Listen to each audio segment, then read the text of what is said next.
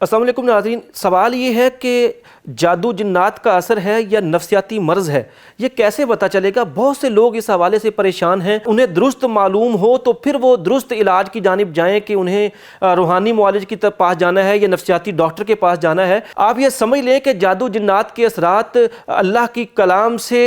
زائل ہو جاتے ہیں، اس لیے سب سے پہلے تو آپ یہ کیجئے کہ اگر آپ نے اپنے حوالے سے یہ جاننا ہو کہ آپ پر جادو جنات کے اثرات ہیں یا آپ کے حوالے سے کچھ نفسیاتی تبدیلیاں واقع ہو رہی ہیں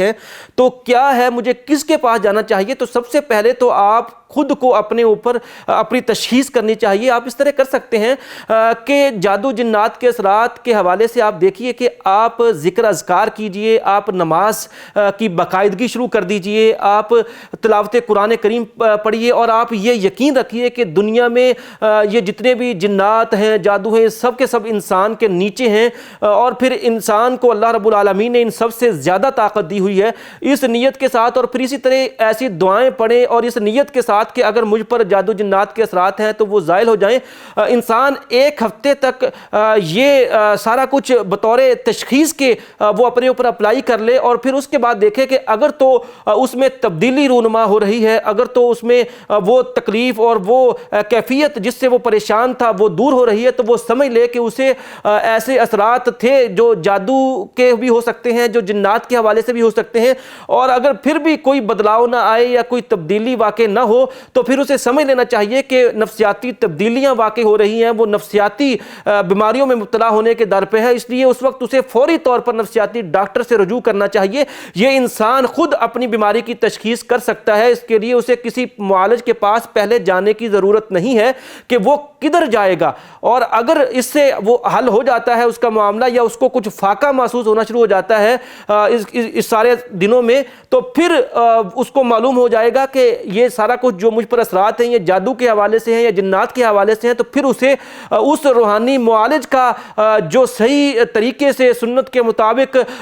یہ علاج کرتا ہے جادو اور جنات کا، اس کے پاس جانا چاہیے تاکہ جو اس کے اثرات ہیں وہ زائل کرنے کے حوالے سے وہ اس کی مدد کرے۔ جادو کے اثرات اور جنات کی وجہ سے انسان کو نفسیاتی بیماریوں کے علاوہ دیگر بیماریاں بھی لگ سکتی ہیں، انسان کو کینسر بھی ہو سکتا ہے، دیگر بیماریوں میں بھی وہ مبتلا ہو سکتا ہے۔ حدیث رسول سے بھی ہمیں یہ معلوم ہوتا ہے کہ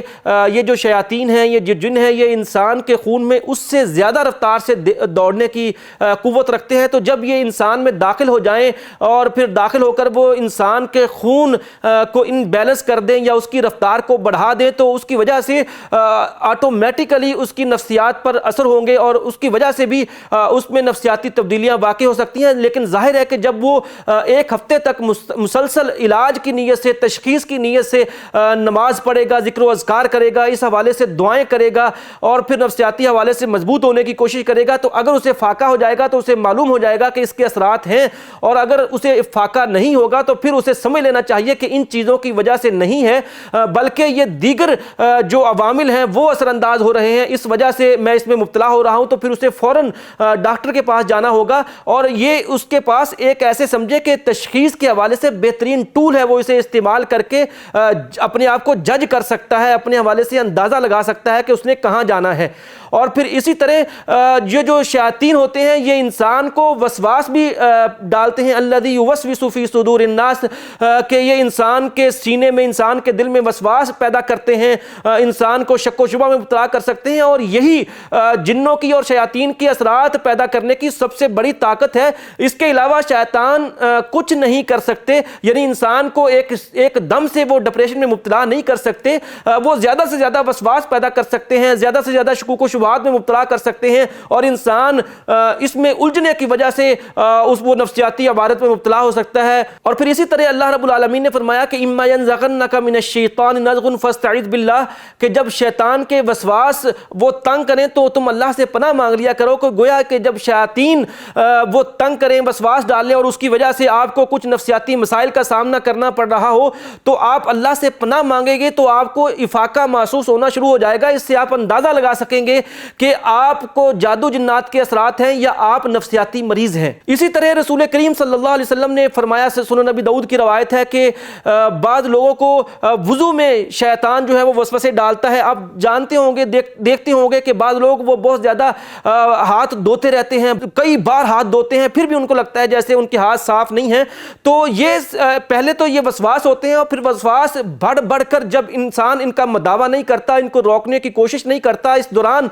وہ اللہ سے پناہ نہیں مانگتا شیطان کے وسواس سے، تو پھر یہ وسواس انسان کو نفسیاتی بیماری میں مبتلا کر دیتے ہیں۔ ماڈرن سائیکالوجی میں اسے obsessive compulsive disorder بھی کہا جاتا ہے۔ اور پھر اسی طرح آپ دیکھیے کہ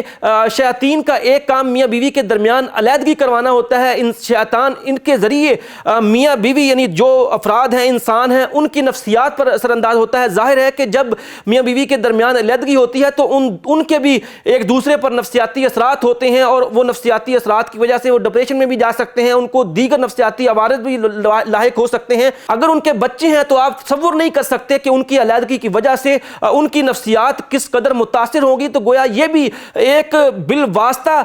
شیاطین ہی ہیں کہ جو